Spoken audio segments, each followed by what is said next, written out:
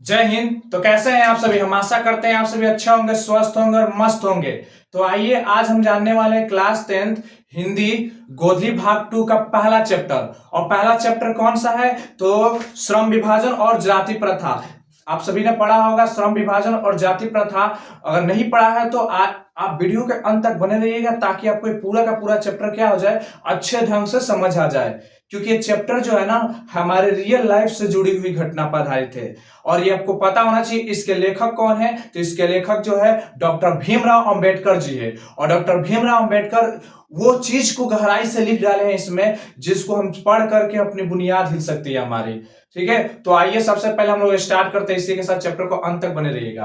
देखिए, चैप्टर का नाम है श्रम विभाजन और जाति प्रथा। ठीक है, इसका अर्थ होता है जाति के आधार पर काम का बंटवारा। हम जब जाति के आधार पर काम का बंटवारा कर देते हैं तो वही यहाँ पर चैप्टर का नाम दिया गया। ठीक है, इसके लेखक कौन है? तो पूछेगा तो बोलेगा बाबा साहब भीमराव अंबेडकर। देखिए, इससे एग्जाम में एक नंबर प्रश्न पूछ सकता है, लेखक कौन है, मतलब श्रम विभाजन और जाति प्रथा के लेखक कौन है? तो बाबा साहब भीमराव अंबेडकर। इससे एक नंबर का प्रश्न आपसे कर सकता है। आगे आएंगे, ये कौन सी विधा है, मतलब ये लेखक जो ये कवि होते हैं जो लिखते हैं, वो लिखने की कौन सी विधा है? कहानी है, रिपोर्टाज है, निबंध है, या और भी एक्सेट्रा एक्सेट्रा, या जीवनी है किसी की? नहीं, ये एक तरह का निबंध है। ये जो इस चैप्टर में लिखा गया वो क्या है? एक निबंध है। याद रहेगा, ये भी एक पूछता है क्वेश्चन की श्रम विभाजन और जाति प्रथा कौन सी विधा है? तो लेखक है, सॉरी निबंध है। ठीक है, ये चीज आपको दिमाग में आ गया ना।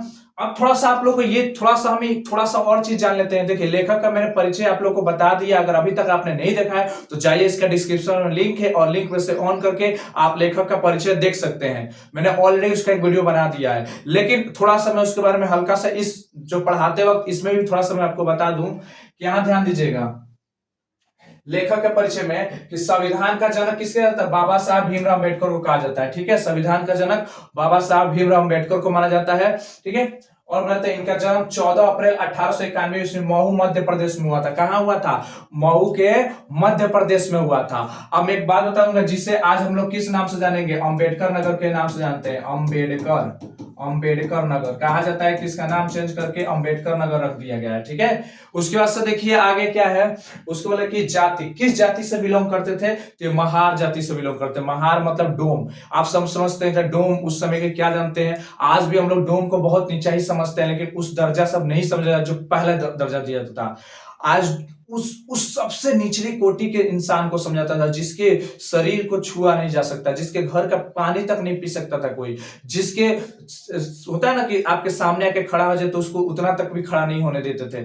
जो अगर वो किसी शादी ब्याह के समारोह में चला जाए और खाना खाने के लिए बैठ जाए तो उसको सबसे अलग बैठाया जाता था, और आज भी लोग बैठाते हैं। आप देख लीजिएगा, अगर किसी भी डोम जाति के कोई भी लोग आ जाते हैं मेंबर, जो आपके बोलते हैं ना गांव में, जो जब कोई मरता है तो आते हैं तो देखिए उनको अलग बैठाया जाता है। ऐसा क्यों? क्योंकि अभी भी उनमें भेदभाव उत्पन्न है। ठीक है, और ये उसी जाति से थे तो इन्होंने उस भेदभाव को देखा था, छुआछूत को देखा था, कि इनको पानी पीने तक के लिए भी सोचना पड़ता था। अगर ये इनको प्यास लग गई है और वहां पर एक चापाकल या कुआं है तो उसमें जाकर के वो पानी नहीं पी सकते थे। क्यों? अगर उन्होंने छू दिया तो वो छूत हो जाएगा और उसके लिए उनको दंडित किया जा सकता है। मंदिर है, मंदिर में वो पूजा नहीं कर सकते थे। ठीक है, क्यों नहीं कर सकते थे उनके समाज के लोग? क्योंकि वो बहुत ही नीचे कास्ट से आते थे, दलित वर्ग से थे। ठीक है, याद रहेगा ना आप सभी को। उसके बाद देखिए उनके पिताजी का नाम मैं बता दूं कि रामजी मोलाजी सकपाल है, और उनकी माता का नाम क्या है? भीमाबाई सकपाल है। ठीक है, और उनकी जो मृत्यु हो गई थी 6 दिसंबर 1956 में हो गई थी। याद रहेगा आप सभी को। तो चलिए इसी के साथ हम लोग चैप्टर को स्टार्ट करते हैं। देखिए, हम लोग का जो चैप्टर है जाति प्रथा और श्रम विभाजन, हम लोग का चैप्टर क्या है? जाति प्रथा और श्रम विभाजन। वही श्रम विभाजन और जाति प्रथा हमने उल्टा बोल दिया। चलिए ध्यान दीजिएगा, कहा गया है यह विडंबना की ही बात है कि इस युग में जातिवाद के पोषकों की कमी नहीं है। देखिए यहाँ पर क्या कहा गया है, मैं आपको बताना चाहूं। यहाँ पर एक टाइमिंग दिया गया कि विडंबना, इसमें एक शब्द कुछ क्या आ रहा है आपके सामने? विडंबना, विडंबना, विडंबना। यहाँ पे एक शब्द निकल के आ रहा है विडंबना। विडंबना का मतलब होता है उपहास। क्या होता है? उपहास, या होता है मजाक करना। ठीक है, याद रहेगा आप सभी को। ठीक है, इसमें एक और शब्द कहा गया युग। युग मतलब एक समय, समय को कहा जाता है जो एक काल चल रहा हो। ठीक है, उसके बाद से बोला जाए जातिवाद। एक इसके सामने आ रहा है शब्द जातिवाद। जातिवाद, इस शब्द द्वारा जातिवाद, जातिवाद का मतलब होता है जाति को बढ़ावा देने वाला, जाति को बढ़ावा देने वाला या मानने वाला वो जो जातिवाद को मानते हैं, इसलिए जाति को मानने वाला। पोषक का मतलब क्या होता है? पोषक का मतलब क्या होता है? पोषक का मतलब होता है जो इसको बढ़ावा दे, मतलब जो लोग बढ़ावा देते हैं। ठीक है, तो अब देखिए इस चैप्टर को समझेंगे। यह विडंबना की ही बात है कि युग युग में जातिवाद के पोषकों की कमी नहीं है। मतलब देखिए ये भी एक हंसी का पात्र है। देखिए लेखक कहते हैं, जो भीमराव अंबेडकर जी है, वो कह रहे हैं कि जो जातिवाद के पोषक, बोल रहे हैं कि यह विडंबना की बात है। हाँ, ये मजाक की ही तो बात है कि आज भी लोग, इस समय के भी लोग किसको मान रहे हैं? जात पात को मानते हैं, जात पात को बढ़ावा देने, और इसके लोगों की कमी नहीं है। मतलब पोषकों की कमी मतलब इसको जात पात को मानने वाले लोगों को भी अभी तक कमी नहीं हुआ है। अभी भी लोग जात पात को मान ही रहे हैं। ऐसा उन्होंने क्यों लिखा है? क्योंकि उनके साथ भी हुआ था, उनके साथ जात पात को लेकर के बहुत बढ़ावा मिली थी, जिसको वो चाहते थे कि सब खत्म हो जाए, एक समान लोग रहे। फिर उसके बाद कि इसके पोषक कई आधार पर इसका समर्थन करते हैं। जो इसको चाहने वाले होते हैं, जो जातिवाद को क्या होते हैं, मानने वाले होते हैं, वो कई आधार पर इसका समर्थन करते हैं। जिसमें बोला जाए कि समर्थन का एक आधार यह कहा जाता है कि आधुनिक सभ्य समाज कार्य कुशलता के लिए श्रम विभाजन का आवश्यक मानता है। मतलब एक समर्थन के तौर पर यह भी कहा जा रहा है कि आधुनिक सभ्य समाज में कार्य कुशलता के लिए श्रम विभाजन का आवश्यक, मतलब अगर कार्य को अच्छा करना है, कार्य को बेहतर करना है, ढंग से अच्छा निर्माण करना है, तो उसमें श्रम विभाजन होना जरूरी है, काम का बंटवारा होना जरूरी है। अब ये कह रहे हैं, देखिए जो जातिवाद को मान रहे हैं वो लोग कह रहे हैं कि जातिवाद भी होना चाहिए, जातिवाद भी होना चाहिए। इससे क्या फायदा है? इससे फायदा है कि आपको कार्य में कुशलता मिलेगी। क्या मिलेगा? कार्य में निपुणता मिलेगी। देख लीजिए, कह रहे हैं कि अगर आप तुम छोटे से, अगर तुम नाई के बेटे हो और जन्म से अगर तुम नाई के काम अच्छे से करना सीख जाते हो, तो आगे चल के तुम निपुणता कर सकते हो। अगर तुम किसान के बेटे हो तो तुम किसान अच्छे ढंग से करना शुरू कर दोगे। अगर तुम कुम्हार के बेटे हो, मिट्टी के बर्तन बनाते हो, तो तुम्हारे बेटा जो होगा, अगर बेटा भी उस काम को करेगा, शुरुआत से करना शुरू करता है, तो वो भी क्या हो जाएगा? निपुण हो सकता है। यानी जातिवाद मतलब कहने मतलब आपको जब बच्चा जन्म लेगा उसको शुरू से पता रहेगा कि मुझे यही काम करना है। ठीक है, तेली के घर अगर बच्चा जन्म लेगा तो उसको शुरू से पता है कि उसको क्या करना है? तेल बेचना है। अगर एक मोची के घर बच्चा जन्म लेगा तो उसको क्या शुरू से पता रहेगा कि उसको क्या बेचना है? जूता चप्पल सीना है। अगर एक कुम्हार के घर एक बच्चा जन्म लेगा तो उसको जन्म से क्या पता है? उसको जन्म से पता है कि उसको मिट्टी के बर्तन बनाना है। इससे क्या होगा? उसके जो सोच है उसकी डेवलपमेंट होगी। ये कह रहे हैं जातिवाद के पोषक वाले कि उसके काम में क्या हो जाएगी? निपुणता मिल जाएगी, वो बेहतर हो जाएंगे और ढंग से अच्छे से निखर के सामने नजर आएंगे। आप सबको समझ आ गया? मतलब ये लोग चाहते हैं कि जाति रहे, तभी लोग जाति के आधार पर काम को समझेंगे। जाति रहेगा तो कौन क्या काम समझेगा? ठीक है, लोग क्या करेंगे? जिसमें फायदा होगा वही काम करना शुरू कर देंगे। ठीक है, इसलिए जातिवाद का होना जरूरी है। क्योंकि कार्य, अगर मान लीजिए अगर मोची है, अब मोची रहबे नहीं करेगा तो आपका जूता चप्पल कौन सिएगा? ये बोल रहे हैं। अगर नाई ना रहे तो हजाम ना रहे तो आपका बाल कौन काटेगा? इसलिए बोल रहे हैं कि जातिवाद होना जरूरी है। ठीक है, जिससे कार्य में कुशलता मिल सकती है। एग्जाम में पूछता है आधुनिक श्रम विभाजन किससे आवश्यक मानता है? तो कार्य कुशलता को। याद रखिएगा, एक नंबर में पूछ सकता है आपसे। बोला जाता है कि चूंकि जाति प्रथा भी श्रम विभाजन का दूसरा रूप है। अब बोला जा रहा है कि जाति प्रथा जो है ना, श्रम काम के बंटवारा का एक दूसरा रूप है। बोल दिया। अब जाति के आधार पर अगर काम को बांट दिया जा रहा है तो वो भी एक दूसरा रूप हुआ ना। उसके बाद बोला जाए कि इसमें कोई बुराई नहीं है। ये लोग बोल रहे हैं कि कोई काम बुरा नहीं है। अगर तुम शुरुआत से ही तुम्हें कह दिया जाए कि तुम नाई के बेटे हो, तुमको बाल काटना है, तो इसमें बुरा क्या है? तुम बाल काटना शुरू कर दो, तुम अच्छे से एक दिन क्या हो जाओगे? बढ़िया हो जाओगे, एक्सपर्ट बन जाओगे। ठीक है, अब इसमें बोला जा रहा है कि इस तर्क के संबंध में पहली बात तो यह आपत्तिजनक, मतलब यहाँ पर लेखक जवाब दे रहे हैं। देखिए अब इस बात को लेखक क्या बोल रहे हैं अपने शब्दों में, बोल रहे हैं कि तो सबसे बड़ा गलत बात है। आपत्तिजनक मतलब इसमें गलतियां बताते हुए बोले हैं कि जाति प्रथा श्रम विभाजन के साथ श्रमिक विभाजन का भी रूप ले लिया है। मतलब देखिए जो जाति प्रथा जिसमें हम काम का बंटवारा कर रहे हैं, उसमें मजदूरों का भी बंटवारा हो रहा है, उसमें लोगों का भी बंटवारा होगा, जो काम करने वाले लोग हैं उनका भी बंटवारा हो रहा है। बोला कि श्रम विभाजन निश्चय ही सभ्य समाज की आवश्यकता सकता है। देखिए बोल रहे हैं ये कि ठीक है काम बांटना अच्छा ही है, क्योंकि काम बांट देंगे तो लोगों को पता चल जाएगा कि उसको ये करना है, उसको ये करना है, और इससे समाज की वृद्धि होगी, समाज का विकास होगा। ये तो ठीक है, लेकिन आप ये बताइए कि परंतु किसी भी समाज में श्रम की आवश्यकता, श्रम की व्यवस्था श्रमिकों को विभिन्न वर्गों में अस्वाभाविक विभाजन नहीं न करती। मतलब कहने का मतलब आप कोई भी काम जब बांट दे रहे हैं तो लोगों के बीच मतभेद नहीं होना चाहिए, सब एक समान होना चाहिए ना, सब में ऊंच नीच का भावना नहीं आना चाहिए, लेकिन ऐसा तो आ रहा है। फिर आगे बोल रहे हैं कि भारत के जाति प्रथा की एक और विशेषता यह है कि यह श्रमिकों का अस्वाभाविक विभाजन नहीं करती, बल्कि विभाजन वर्गों को एक दूसरे की उपेक्षा, ऊंच नीच भी करा देती है, जो विश्व भर के किसी समाज में नहीं पाया जाता है। याद रखिएगा, जब आप काम को बांट दे रहे हैं, आप जाति के आधार पर काम को बांट दे रहे हैं, तो बताइए जो काम करने वाले लोग हैं, जो श्रमिक लोग हैं, उनमें एकता आएगी कि अनेकता आएगी? क्या उसमें ऊंच नीच का भावना नहीं उत्पन्न होगा। और आज के समाज में देखिए हम लोग ऊंच नीच की भावना को पनपा कर रख दिए, बहुत ज्यादा ऊंच नीच के। मान लीजिए यहां पर, मान लीजिए एक नाला में काम करने वाला है, नाला में काम करने वाला व्यक्ति है, नाला में काम करने वाला व्यक्ति है। कौन है? नाला में काम करने वाला आदमी है, ठीक है, नाला में काम करने वाला एक आदमी है, ठीक है। और एक जो है ऑफिस में काम करने वाला आदमी। ऑफिस समझते हैं ना, मतलब कोई कंपनी में काम करने वाला आदमी है, कंपनी में काम करने वाला आदमी है, जो क्या बनाता है, जो मान लीजिए दर्जी है, कंपनी में दर्जी का काम करता है, ठीक है, ये मान लीजिए। अब ये दोनों आदमी कहां जा रहे हैं? दोनों आदमी एक शादी में जा रहे हैं, दोनों आदमी कहां जा रहे हैं? एक शादी में जा रहे हैं, ठीक है। अब बताइए दोनों में से शादी जा रहे हैं तो सबसे ज्यादा बढ़ावा किसको मिलेगा, किसको इज्जत ज्यादा मिलेगी? नाला साफ करने वाले को उतना इज्जत मिलेगा कि जो कंपनी में दर्जी काम कर रहा है उसको दर्जा मिलेगा। आप खुद सोच लीजिएगा, जो नाला में काम करेगा उससे कुछ ना कुछ लोग भिन्नता दिखाएंगे, नाला में काम करता है, नाला साफ करता है, थोड़ा उसको अजीब भावना से देखेंगे उसको। और दर्जी जो काम कर रहा है ये भी छोटा काम है, लेकिन इसकी तुलना में इसको अच्छा मानेंगे लोग, ठीक है। तो ये चीज होता है कि काम को देख देख कर लोग क्या बना रहे हैं, उसको मतभेद बना रहे हैं, लोगों में भिन्नता आ जा रही है। कोई मान लीजिए कोई अब जिसको जिस डोम जाति की बात करें तो महार जाति से थे।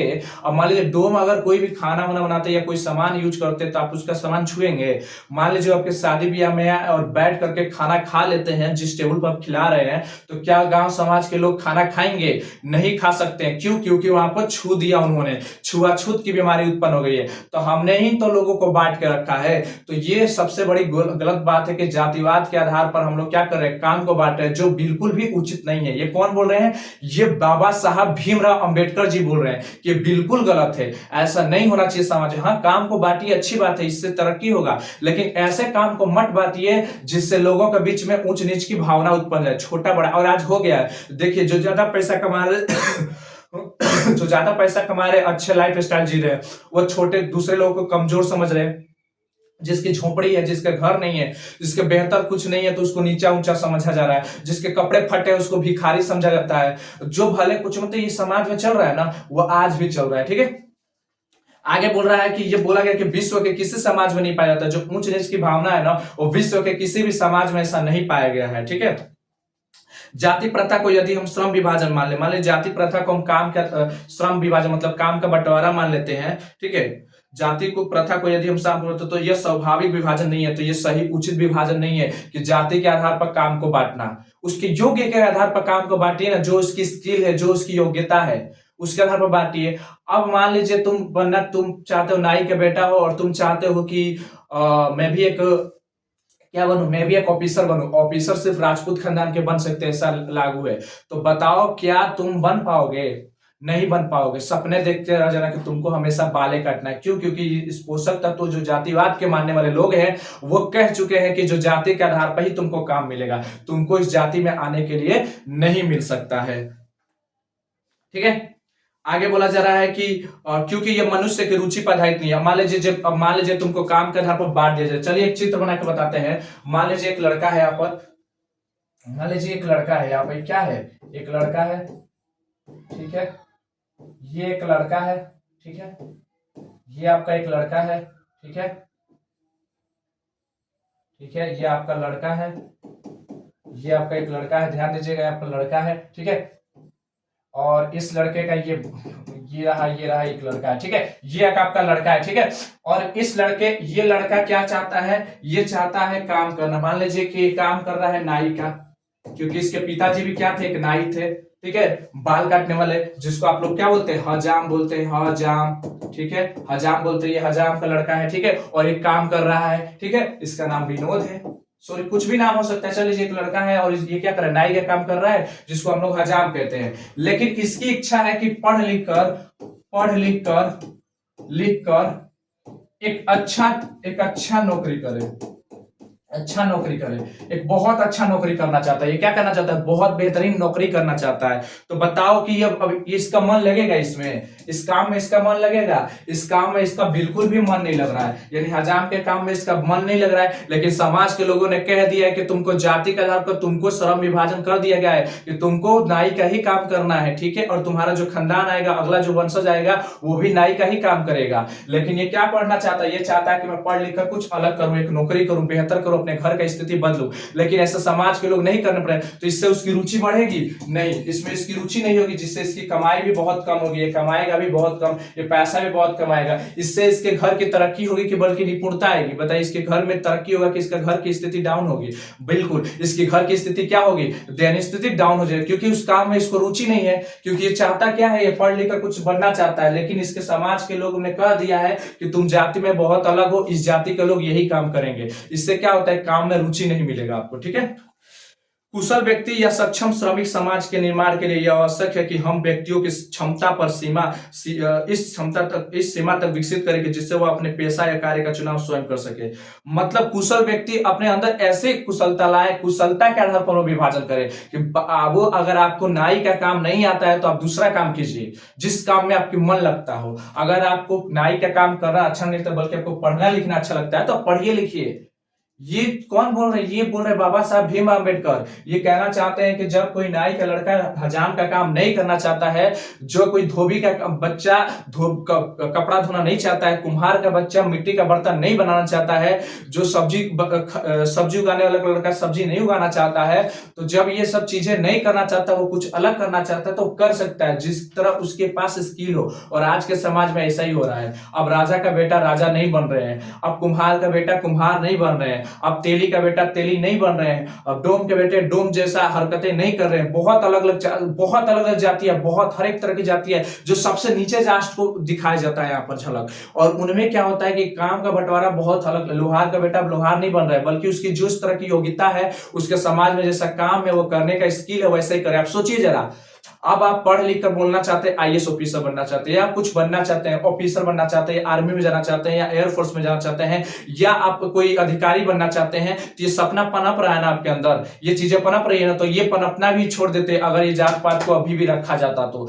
अगर जाति के आधार पर आपका काम होता, आप मान लीजिए थे, आप किस जाति से थे, आप जाति थे कुम्हार जाति से, आप मतलब कुम्हार वंश थे, यानी आप मिट्टी बनाने वाले के लड़के हैं, तो आप सोच सकते थे कि मैं पढ़ लिख कर कुछ करूंगा, लेकिन नहीं हो सकता है, आप नहीं बन सकते थे। क्यों? क्योंकि आपको जातवाद के लोगों ने कहा था कि जातिवाद के ही आधार पर काम मिलेगा, मतलब जाति के आधार पर ही आपको काम मिलेगा। अगर तुम कुम्हार के लड़के हो तो तुमको कुम्हारी करना होगा, पढ़ना लिखना नहीं है। लेकिन आज देखिए आप वो काम कर रहे हैं, आप भले कुम्हार के लड़के हैं, लेकिन आप पढ़ लिख कर कुछ और कर रहे हैं, किसी और फील्ड में जा रहे हैं ना। तो ये चीजें थी, ये चीजें हैं, अब समाज बदल रहा है, ठीक है। तो यहां बोला है कि इस सिद्धांत के विपरीत जाति प्रथा का दूषित सिद्धांत यह है कि इससे मनुष्य का प्रशिक्षण अथवा उसकी निजी क्षमता का विचार किए बिना दूसरे ही दृष्टिकोण से, जैसे माता पिता के सामाजिक स्तर के अनुसार पहले से ही अर्थात गर्भधारण के समय से ही मनुष्य का पेशा निर्धारित कर दिया जाता है। अब देख लीजिए बाबू, ये जो लड़का है, ये जब मान लीजिए माँ के पेट में जन्म लिया होगा, माँ के पेट मान लीजिए कोई किस जाति के है, उसको मछुआरे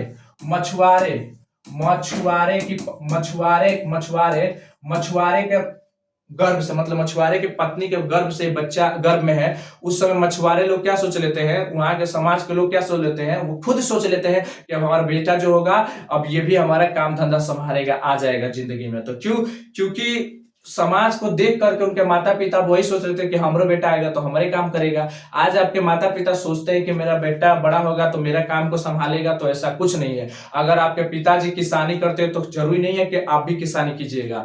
आपके पिताजी अगर कपड़े खींचने का काम करते हैं, कपड़ा खींचते हैं, धोबी है, तो जरूरी नहीं है कि आप धोबी का काम कीजिएगा। ये निश्चित नहीं है, आप काम बदल सकते हैं, लेकिन उस समय इस काम को बदलने की अनुमति नहीं थी। जिस समय बाबा साहब भीमराव अम्बेडकर जी थे, वो देखे थे कि जो व्यक्ति जिस काम को कर रहा है उसको वही का पुजारी है तो उसको पूजा ही करना है। दूसरा काम नहीं कर सकता। लेकिन ऊंचा जाति में कोई निचला जाति के साथ बहुत भेदभाव होता था। ऊंची जाति में तो पैसा मिल जाता था, लेकिन निचली जाति को उतना पैसा इनकम नहीं मिल पाता था उनकी योग्यता के अनुसार। ठीक है, बोला है कि जाति प्रथा पेशे का दोषपूर्ण पूर्व निर्धारण ही नहीं बल्कि मनुष्य को जीवन भर के लिए पेशे में बांध देती है। देखिए, अब इस बेचारे जो ये था लड़का, इस लड़के का पढ़ लिख कर कुछ नौकरी करने का इरादा था। सोचिएगा, इस लड़के का क्या इरादा था कि पढ़ लिख कर हम नौकरी करें, एक अच्छा ढंग का काम करे, दूसरा कोई काम करे। लेकिन इस लड़के को जाति के आधार पर कहा गया कि नाई का लड़का है तो क्या करेगा, हजामत करेगा, नाई काटेगा, घूम घूम करके बाल काटेगा। ठीक है, तो इसका मन में रुचि तो लगेगा नहीं, काम में तो रुचि नहीं लगेगा, क्योंकि जिस काम को करने में आपका मन ही ना लगे, वो काम नहीं करना चाहते, उसमें मन कहां से लगेगा। आप सोचिए, आपको पढ़ना लिखना है ही नहीं, तो आपको उसमें मन लगेगा, पढ़ने लिखने में नहीं लगेगा। आपका मन है कि आप खेती में काम नहीं करें, तो आपका मन ही नहीं लगेगा। आप जिस काम को नहीं चाहेंगे उसमें मन ही नहीं लगने वाला। उसी तरह से याद रखिए, जो लड़का है ये भी नहीं चाहता है कि हम नाई या हजाम का काम करें, पढ़ लिख कर कुछ एक नौकरी करें, तो इसका मन में रुचि नहीं लग रहा है। जब मन में रुचि नहीं लग रहा है तो इससे क्या हो रहा है, जीवन भर उस पेशे में मजबूरी से ही बांध कर रखने पड़ता है। क्यों? क्योंकि इसको पेट भी तो भरना है भाई, इसका पेट भी तो होता है, इसका परिवार भी तो होगा जिसको पेट भरना हो। तो ये मजबूरी में ही सही अपने पेट और समाज को, अपने परिवार को चलाने के लिए ही ये किसका काम कर लेता है, नाई क्या करता है, मजबूरी में आकर के, क्योंकि अब नहीं करना चाहता है लेकिन उसको ये काम भी करना पड़ेगा। ठीक है, नहीं करेगा तो क्या होगा। अब कहीं गांव समाज में चल रहा है, नाई के बेटा बोलेगा क्या है, नाई के बेटा इधर हम नाई काम करने, तो तुम बोलोगे हम दूसरा काम करते हैं, नहीं, तुमको नाई का ही बेटा कहा जाएगा। क्यों? क्योंकि तुम्हारा जन्म ही उस समय हुआ है जिस समय जातिवाद के लोग मानते हैं। ठीक है, आगे बोला जा रहा है कि भले ही पैसा अनुपयुक्त या अपर्याप्त होने के कारण वो भूखों से मर जाए। बोले नहीं, पैसा भले कैसा भी हो, भले इसकी कमाई ना हो। अब बताइए, नाई नहीं बनना चाहता था बेचारा, लेकिन मजबूरी में ही नाई बन गया। इसके पास स्किल दूसरा था, पढ़ लिख कर कुछ करने का जुनून था इसके पास, लेकिन बेचारा मजबूरी में नाई बन गया। क्यों? क्योंकि जातिवाद के कारण। तो बेचारा ये रुचि नहीं रहेगा तो काम नहीं करेगा अच्छे से, और जब अच्छे से काम नहीं करेगा तो पैसा अच्छा से नहीं आएगा, और जब पैसा अच्छे से नहीं आएगा तो क्या अपने समाज को बदल पाएगा, क्या अपने घर की स्थिति को बदल पाएगा, क्या इसके घर की जो पैसा से इसके घर चल पाएंगे, भूखमरी आ जाएगी इसके घर में, क्योंकि उतना इनकम नहीं हो पाएगा। आधुनिक युग में यह स्थिति प्राय आती है क्योंकि उद्योग धंधे की प्रक्रिया और तकनीक पेशा बदलने की आवश्यकता पड़ सकती है। बोल रहा है कि हमारे समाज में ये उद्योग धंधे की जो प्रक्रिया तकनीक है निरंतर अकस्मात परिवर्तन हो जाता है, जिसके कारण मनुष्य को अपना पेशा बदलने की आवश्यकता पड़ सकती है। और यदि प्रतिकूल परिस्थिति में मनुष्य को अपना पेशा बदलने की स्वतंत्रता ना हो तो उसके लिए भूख मरने के अलावा क्या चला रह सकता है। बोला जा रहा है कि जब उसको पेशा बदलने की अनुमति ना मिले आगे चल करके, और जब कुछ भी ना मिलता है, तो बेचारा मरने के अलावा क्या कर सकता है। जब उस काम को करके उसको ज्यादा पैसा मिलवे नहीं करेगा तो उस काम को कर करके वो मर ही ना जाएगा। बताइए, अब बताइए कि पता है कि बड़ा काम, कोई मान लीजिए कोई बड़ा काम है जिसमें ज्यादा पैसा मिलता हो, ठीक है, जिसमें बहुत ज्यादा पैसा मिल रहा हो, और इस लड़के को उस टाइप का काम करने आता हो। सोचिएगा, कोई भी काम हो, इस लड़के को उस काम को करने आ रहा है, वो समझ चुका है कि किस तरह का काम होगा, लेकिन वो है हजाम का लड़का। ठीक है, तो उसको उस काम को करने नहीं दिया जा सकता है। समाज के लोग उसे उस काम को करने नहीं देते थे, करने नहीं देंगे। क्यों?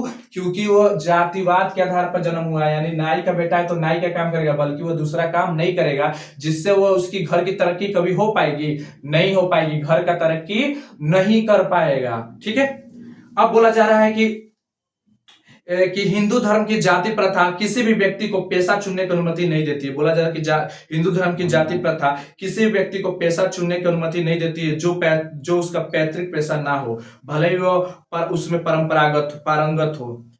बोला जा रहा है कि हिंदू धर्म की जो जाति प्रथा है, मतलब देख लीजिए, ये जो आपका किसका, हिंदू धर्म की, किसकी धर्म की, हिंदू धर्म की, हिंदू धर्म की बात कर रहे हैं यहाँ पर, ध्यान दीजिएगा, हिंदू धर्म की बात कर रहा है। ठीक है, हिंदू, ठीक है, बोला जा रहा है कि हिंदू धर्म की किसी भी व्यक्ति को ऐसा कोई पेशा चुनने की अनुमति नहीं देती है जो उसका पैतृक पेशा ना हो, जो उसका पैतृक पेशा ना हो, मतलब ऐसा उसको चुनने की अनुमति नहीं दे सकता है, भले ही वो उसमें परंपत हो।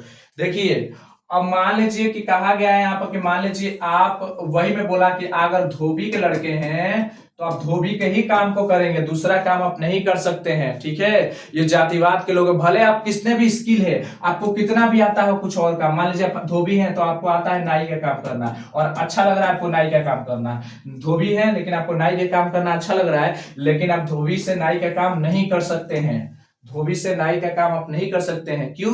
क्योंकि आपको धोबी का ही काम करना है, भले कितने भी उसमें एक्सपर्ट हो जाए, आपको पिता के ही काम को आगे बढ़ाना होगा। ठीक है, बोला जा रहा है कि इस प्रकार पेशा की अनुमति ना देकर जाति प्रथा भारत में बेरोजगार का प्रत्यक्ष कारण बनी। बोले ना कि उस समय अगर राजा हुआ तो राजा का बेटा जो बनेगा वही राजा बनेगा।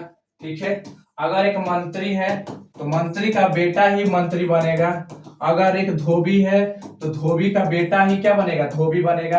अगर कोई यादव जी है तो यादव का बेटा ही यादव जी बनेगा, दूध दही बेचेगा। अगर कोई तेली है तो तेली का बेटा ही तेल और बेचेगा, किराना चलेगा। अगर कोई मछुआरा है तो मछुआरा का मछुआरा है तो उसका बेटा क्या करेगा? मछुआरा का ही काम कर सकता है। अगर कोई सब्जी उगाने वाला है तो सब्जी उगाने का काम करेगा। अगर कोई जूता चप्पल सीने वाला है तो जूता चप्पल को ही सिएगा। अगर कोई कचरा उठाने वाला है तो कचरा उचरा को ही उठाएगा। अगर कोई मतलब हर एक काम जो काम करता है वही करना होगा। इससे बताइए भारत में बेरोजगारी उत्पन्न होगी कि नहीं? बहुत ज्यादा उत्पन्न होगी, क्योंकि आप उस काम को नहीं कर पाएंगे जिस काम में आपका मन नहीं लगता है। ठीक है, आज मैं मान लीजिए एक वीडियो बना रहा हूं, अगर मैं मगर ये समाज चलता मैं एक धोबी का लड़का होता या कुम्हार का लड़का होता तो मुझे अनुमति मिलती? कभी नहीं मिलती उस समय। क्यों? क्योंकि मैं धोबी का लड़का हूं, भले मैं कितना भी पारंगत हूं किसी भी फील्ड में, मुझे वो काम नहीं मिल सकता। मुझे सिर्फ काम कम करना होता, धोबी का ही काम करना होता। ठीक है, तो आप अच्छे से समझ गए होंगे कि जाति के भले आप कितना भी स्किल हो जाए, आपके अंदर कितना भी टैलेंटेड आ जाए कोई भी चीज काम करने का, मल्टी टैलेंटेड, लेकिन आप उस काम को ही करेंगे जिस काम का आपका पैतृक काम है, आपके पिताजी का काम है। आप दूसरे काम में नहीं घुस सकते हैं। ठीक है, ये जाति के खिलाफ था। ठीक है, अब बोला जा रहा है कि इस प्रकार हम देखते हैं कि श्रम विभाजन की दृष्टि से जाति प्रथा गंभीर दोषों से युक्त है। हाँ, ये तो बात है, जाति प्रथा जो हमारे गंभीर दोषों से युक्त है। जाति प्रथा का श्रम विभाजन, जो जाति प्रथा का जो काम का बंटवारा होता है, मनुष्य की स्वेच्छा पर निर्भर नहीं करता। अब ये सच बात है। अब मैं चाहता हूं कि मैं रेलगाड़ी चलाऊं, मैं अच्छा काम करूं। ठीक है, चलिए मैं ड्रोन हूं और मैं भी चाहता हूं कि मैं भी जाकर के खाना बनाऊं। मुझे खाना बनाना बहुत मजा आता है। मान लीजिए मैं खाना बनाना चाहता हूं, तो मुझे क्या शादी ब्याह में कोई खाना बनाने के लिए देगा? आप सोचिए, क्या मुझे खाना बनाने के लिए कोई देगा? नहीं देगा। किस लिए देगा? भले मैं कितना भी टैलेंटेड हूं खाना बनाने में, मुझे कितना भी नॉलेज है खाना बनाने का, मैं बहुत बेहतर खाना बना लेता हूं, लेकिन लोग मेरी जाति को देख करके मुझे खाना बनाने का अनुमति नहीं देंगे, मुझे छूने तक का अनुमति नहीं देंगे। क्यों? क्योंकि वो मेरी इच्छा है, लेकिन मेरी इच्छा को नहीं पूरा करने देंगे। आप समझ लीजिएगा, मनुष्य की व्यक्तिगत भावना और व्यक्तिगत रुचि का इसमें कोई महत्व मतलब चाहिए आप कितना भी इच्छा जाहिर कीजिए कि प्लीज मुझे खाना बनाने का दे दीजिए, क्योंकि मैं खाना में बहुत रुचि है, लेकिन आपकी रुकावट आपकी सपना और आपकी इच्छा का रुकावट सबसे बड़ा कौन बन सकता है? वो बन सकता है जाति। भले आप उससे काला है, गोरा है, कैसा भी है, आप अलग जाति में जन्म लिए होते हैं, कुछ अलग है, तो आप कर सकते थे, लेकिन आप जाति कौन सा था? आपका डोम, जिस वजह से आपको खाना बनाने की अनुमति नहीं दी जा रही थी। समझ सकते हैं?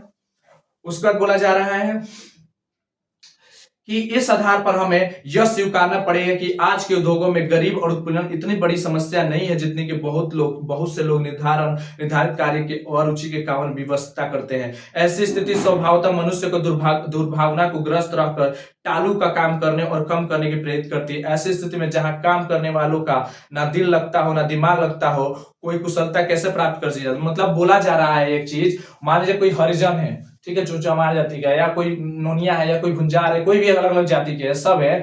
तो मान लीजिए यादव जी का लड़का है कोई, जो दूध दही बेचते हैं उसके पिताजी, ठीक है, और मान लीजिए कोई यादव जी का लड़का है, ठीक है, ये यादव जी का लड़का है, ठीक है, ये यादव जी का लड़का है, बेचारा यादव जी का लड़का है, देखिएगा, और ये क्या करना चाहता है? ये दूध दही बेचना चाहता है। क्या करना चाहता है? नहीं सॉरी, ये यादव जी का बेटा है जो दूध दही नहीं बेच करके बल्कि चाहता है कि मैं क्या करूं, मैं एक कपड़े का दुकान खोलूं, मैं एक कपड़े का दुकान खोलूं। क्या खोलूं? कपड़े का दुकान, कपड़े का दुकान, ठीक है, ये कपड़े का दुकान खोलूं, ठीक है, ये चाहता है कि मैं कपड़े का दुकान खोलूं जिसमें बहुत प्रॉफिट होगा। सोचिएगा, तो क्या बताइए ये कपड़े का दुकान खोल पाएगा? नहीं।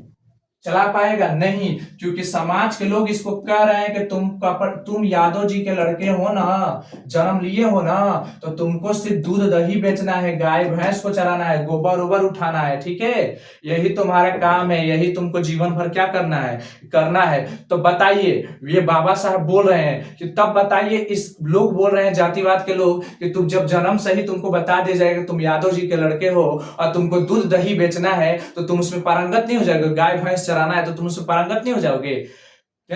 तो बताओ कैसे स्किल है। अब बेचारे का मन लग रहा है कपड़ा बेचने का और उसको काम दिया जा रहा है दूध दही बेचने का, जबकि तो बताइए उसका कहां से स्किल डेवलपमेंट होगा, उसके अंदर की कार्य कुशलता कैसे डेवलपमेंट होगी, क्या वो इसमें निपुणता प्राप्त कर लेगा, क्या इसमें एकदम हाई हाई एकदम रेंज में एकदम काम को सीख लेगा, बेहतर ढंग से काम कर लेगा?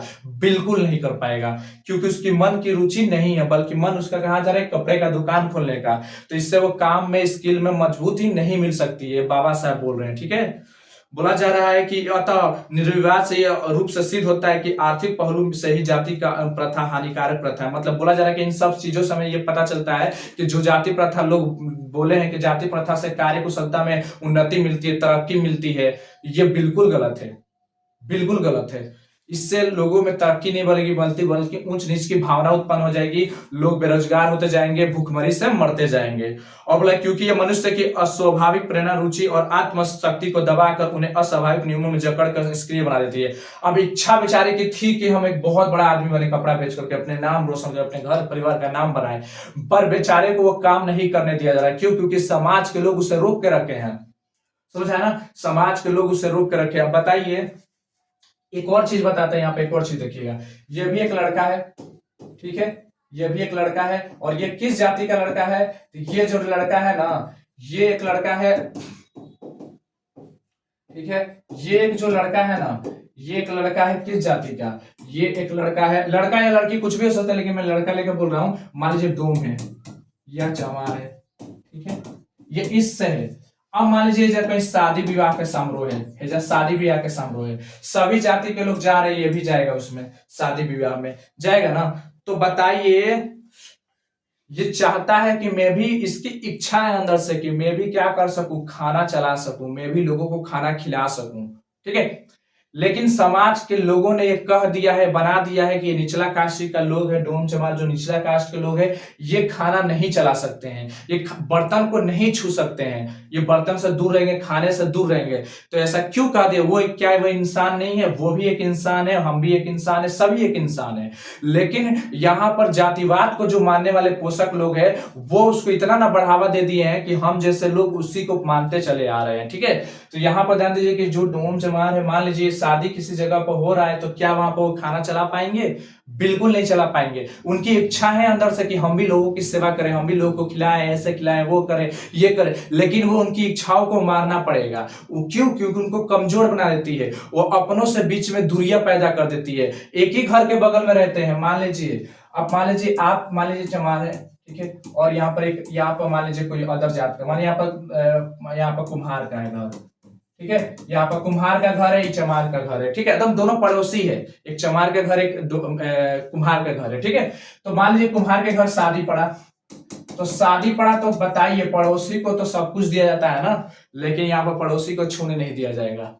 आप समझ सकते हैं, पड़ोसी के लोग आ करके शादी ब्याह में, और इधर भी एक पड़ोसी है, सटले इधर पड़ोसी है, जो इधर एक पड़ोसी जो है वो तेली है, दोनों इधर के पड़ोसी चमार है, उधर का पड़ोसी तेली है, और बीच में कुम्हार है, और कुम्हार के घर में शादी है, और शादी में मान लीजिए बहुत अच्छे से धूमधाम किया जा रहा है, तो चमार जाति का भी लोग आएंगे और तेली के भी लोग आएंगे, दोनों बगल से। लेकिन खान पान अछुआ किसको छूने नहीं दिया जाएगा? आप सोच लीजिए, ना इनसे खाना चलवाने दिया जाएगा, ना इनको कोई काम करने दिया जाएगा, इनको दूरियां बना के रखी जाएगी। इनकी भी तो इच्छा थी कि हम अपने बगल में है उसकी घर की शादी में हम काम करें, हाथ बटाए, नाम करें, लेकिन ये नहीं करने जाएगा, बल्कि वही तेली घर के आएंगे तो सब कुछ करने दिया जाएगा। ऐसा क्यों? क्योंकि दोनों तो एक ही सटे हुए थे, कुम्हार के घर के बगल, अगल बगल, ऐसा नहीं करने दिया था। तो ये है जो उनकी इच्छाओं को मारना, ठीक है, ये हो रहा था।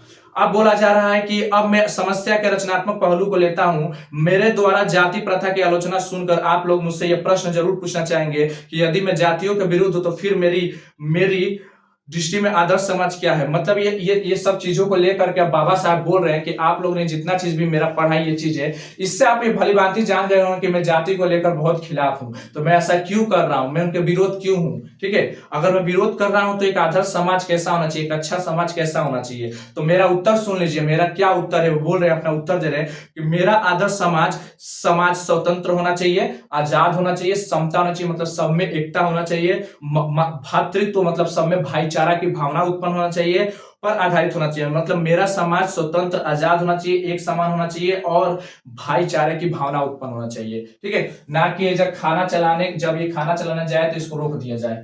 सोच लीजिए, जब अब मान लीजिए उस समय चलता था कि हई जो चमार जाति के हैं इधर इधर एगो था, इधर मान लीजिए इधर राजपूत खानदान से कोई है, इधर पंडित जी हैं, तो मान लीजिए इधर कुआं है, ये आपका कुआं है, ये आपका क्या है, ये आपका कुआं है, तो इस कुआं का पानी ये पी सकता है, ये चीज सकता है, लेकिन ये छू तक नहीं सकते थे, ये भी नहीं छू सकते थे, ये जो थे ये भी नहीं छू सकते थे। क्यों नहीं छू सकते हैं? क्योंकि डोम है, चमार है, इनको अलाउ नहीं है कि आप कुआं का पानी को छुए। मतलब परिस्थितियां बहुत गंभीर थी इनकी, ठीक है। बोला जा रहा है कि अब क्या यह इसका मतलब ये बोले हैं कि स्वतंत्र मतलब कोई भी हो, सबको एक हक बनता है कि सब कुआं का पानी पिए, सब में भाईचारा हो, हाथ मिलाए, सब एक साथ खाना खाए, सब कुछ एकजुट कर मिलकर रहे। ये कब कह रहे हैं? ये बोल रहे हैं भीमराव अंबेडकर जी बोल रहे हैं कि समाज ऐसा होना चाहिए।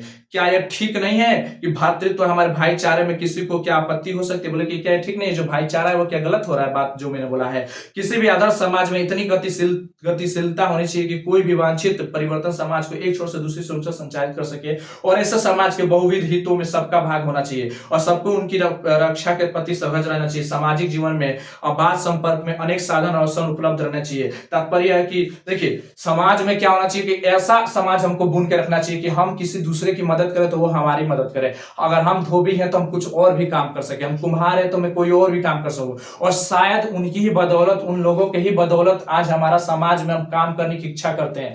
हम इच्छा से कोई अपनी काम कर सकते हैं। जरूरी नहीं है कि आज कुम्हार का लड़का कुम्हार का ही काम करेगा, तेली का लड़का तेली का काम करता है, एक भुंजा मतलब एक खेती करने वाला लड़का खेती का काम करता है, एक चप्पल सीने वाला लड़का चप्पल का ही काम करेगा, एक सब्जी बेचने वाला लड़का सब्जी का ही काम करेगा, एक कपड़ा बेचने वाला लड़का कपड़ा ही बेचेगा, एक मछली बेचने वाला बच्चा मछली बेचेगा। ऐसा जरूरी नहीं है। एक बाल काटने वाला लड़का बाल काटेगा, एक पेंट करने वाला लड़का पेंटर बनेगा, एक लकड़ी वाले का लड़का लकड़ी काटेगा, एक बढ़ई का लड़का बढ़ई बन सकता है। तो ये नहीं रहा गया। पहले था कि यही करना है, मजबूरी चाहे सही कहूंगा, भूख मरो, मर जाओ, जी जाओ, कुछ हो जाओ, तुम्हारा जाति में जन्म हो गया तो तुमको वही करना है। लेकिन आज के समाज में बदलाव आ चुकी है। क्यों? क्योंकि आपको अपनी योग्यता के अनुसार काम करना है, बल्कि नहीं कि जाति के आधार पर काम करना है, ठीक है। अगर आज भी जाति के आधार पर काम को सुचारू रूप से शुरू कर दिया जाए तो हमारे अंदर ऊंच नीच की भावना कुछ ज्यादा ही पनप जाएगी और लोगों के बीच में मतभेद उत्पन्न हो जाएगा, और साथ ही हम अपनी इच्छा के अनुसार कार्य नहीं कर पाएंगे, जिसके बदौलत हमें भूखमरी हमारे अंदर मतलब एक तरह का अलग अलग ख्वाब आने लगेंगे, ठीक है। तात्पर्य यह है कि दूध पानी के मिश्रण की तरह भाईचारे का वास्तविक होना चाहिए। जिस तरह से दूध और पानी को, जिस तरह से जब दूध गैया देती है, गाय जब दूध देती है, भैंस जब दूध देती है, उसमें पानी मिला देते हैं तो हमें पता नहीं चलता है कि पानी कहां चला गया। उसी तरह से हमारे अंदर और दूसरे लोगों के बीच में भाईचारा होना चाहिए कि एक की गलती दूसरे को ना पता चले, दूसरी गलती मतलब हम एक दूसरे से मिलजुल कर ऐसे रहे कि समाज के लोग कहे कि इनमें कोई अंतर नहीं है, सब एक समान है। जिस तरह से दूध पानी एक समान है, उसी तरह से हम सब भी क्या है, एक समान है, ना कि बल्कि यहाँ पर ऊंच नीच की भावना उत्पन्न हो, ठीक है। अब यहाँ पर ध्यान दीजिएगा, यहाँ पर बोला जा रहा है, यहाँ पर बोला जा रहा है, यहाँ पर ये बोला जा रहा है कि और इसी का दूसरा नाम लोकतंत्र है। देखिए, इसी का दूसरा नाम इन्होंने क्या कहा, लोकतंत्र कह दिया। लोकतंत्र, जहां पर लोगों का शासन चले, मतलब लोगों के द्वारा काम करे। और आज हमारा भारत एक लोकतांत्रिक देश बन चुका है। फिर भी जातिवाद को बढ़ावा मिल रहा है, जातिवाद को बढ़ावा है, लेकिन फिर भी अब उतना जातिवाद को बढ़ावा नहीं मिल रहा है, क्योंकि अब उस काम को आप नहीं कर सकते जिस काम को आपको जाति ने कहा है। अब जाति को बदल कर आप जिस जाति से उस काम को दूसरा, अगर आप नाई के लड़के हैं तो आप कपड़े का दुकान खोल सकते हैं, आप कपड़ा खींच सकते हैं, आप कोई फैक्ट्री में काम कर सकते हैं, आप मंदिर में पूजा भी कर सकते हैं, आप कुछ भी बन सकते हैं, ठीक है। ये स्वतंत्रता हमें बाबा साहब के द्वारा ही मिली है, ठीक है। अब बोला जा रहा है कि लोकतंत्र मूलतः सामूहिक जीवनचर्या के रीति और समाज के सम्मिलित अनुभवों का आदान प्रदान का नाम है। इससे आवश्यक है अपने साथी के प्रति श्रद्धा और सम्मान का भाव हो। देख लीजिए, इन सबसे हमें ये चीज तो पता चल गया, इन सबसे ये पता चल गया कि हमारा जो समाज है ना, अगर एक ढंग से और बढ़िया से चलता है तो हमारे अंदर प्रेम भावना और भाईचारा उत्पन्न होगा। समझ लीजिएगा। तो याद रखिएगा, जो बाबा साहब थे ना, बहुत ही गरीब ऐसी अवस्था में थे, ऐसे अवस्था में थे, उनको देख करके हमें यह समझ आ जाना चाहिए कि उन्होंने ये चीज को देखा है कि उनको कल तक का पानी छूने नहीं दिया जाता था, उनको मंदिर तक जाने नहीं दिया जाता था, उनको कपड़ा अच्छा ढंग का कपड़ा नहीं पहनने दिया जाता था, क्योंकि अगर अच्छे ढंग से कपड़े पहनेंगे तो उच्च जाति को उनको नहीं पहनना था, उनको कचरे की भांति रहना पड़ता था। आप सोच सकते हैं कि किस तरह का व्यवहार किया जाता होगा उस समय। इन सबको देख करके समझ करके उन्होंने एक भाषण बनाया था और निबंध के रूप तौर में इस चैप्टर में डाल दिया है, जिसको हम पढ़ करके ये समझ गए कि उस समय जातिवाद को बढ़ावा मिलता था। अगर वही आज भी समाज चलता तो शायद हम सब जो काम अपनी इच्छा के अनुसार सोच रहे हैं वो काम कभी नहीं कर पाते। भले बड़े होकर कुछ भी करना, आपको शुरू में ही पता होता है कि अगर पापा आपके किसान है तो आपको भी किसानी करना पड़ता, अगर आपके पापा अगर एक मजदूर है तो मजदूरी ही करना पड़ता, अगर आपके पापा एक धोबी है तो आपको धोबी का ही काम करना पड़ता। ये आपका काम फिक्स होता। लेकिन इसको निस्वार्थ, इसको तोड़ते हुए किसने कहा? बाबा साहब भीमराव अंबेडकर ने कह दिया कि अब के बाद अब कभी भी ये जातिवाद को बढ़ावा नहीं मिलेगा। लेकिन आज भी समाज में कुछ लोग हैं जो पोषक तत्वों को बढ़ावा देते हैं। किस तरह के पोषक को बढ़ावा देते हैं? जातिवाद को। तो क्या आप बताइए, जाति के आधार पर काम को बांटना उचित है? हाँ, हालांकि थोड़ा उचित है, लेकिन उतना भी उचित नहीं है, क्योंकि जब इच्छा इंसान को किसी और काम में करने की हो तो आप उसे नहीं रोकना चाहिए। लेकिन उस समय के लोगों को साथ रोका जाता था। अब बताइए, पुजारी जो पूजा का काम करते थे उस समय लोग, अब क्या बताइए, जो महार जाति थे, बाबा साहब जिस जाति से थे, क्या ये पुजारी बन सकते थे? बिल्कुल भी नहीं, कभी नहीं बन सकते थे। ठीक है, ये नहीं था उनके नियम में। तो ये सब याद रखिएगा। समाज को उन्होंने परखा, देखा और समाज की हर एक बुराइयों को उन्होंने देख करके हमारे सामने क्या किया? पेश किया। तो मैं उम्मीद करता हूं, मैं आशा करता हूं कि ये चैप्टर आपको भली भांति बड़े अच्छे ढंग से समझ आ चुका होगा और आपके अपने स्टाइल में समझ आ चुका होगा। अगर इस चैप्टर को अपने अच्छे ढंग से समझ लिया तो इस चैप्टर का अगले पार्ट में हम लोग नेक्स्ट पार्ट में हम लोग इसका क्वेश्चन आंसर करेंगे। तब तक के लिए रहने देते हैं, मिलते हैं फिर से एक नई वीडियो के साथ। तब तक के लिए जय हिंद, जय भारत।